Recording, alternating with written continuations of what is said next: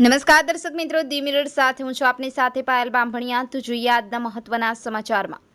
ઉનામાં ધોધમાર વરસાદ, મેઘરાજાની મહેર સવારથી સાંજ સુધી ઉના તાલુકામાં અને આજુબાજુના ગામોમાં ખૂબ જ વરસાદ જોવા મળે। ઉના તાલુકાની અંદર ગલી ગલીમાં પાણી ભરાઈ જતા અને રોડ ઉપર પણ ખૂબ જ પાણી જોવા મળે। ઉના તાલુકાની અંદર વરસાદમાં વાહનોની અવરજવર કરતા મુસાફરો માટે ખૂબ જ મુશ્કેલ પડેલ। વરસાદમાં આંખો પણ ઉઘડે નહીં તેવો ભારે વરસાદ ઉના તાલુકામાં અને આજુબાજુના ગામમાં જોવા મળે। સંવાદદાતા Sanjay Bambhaniya, the mirror news, Una.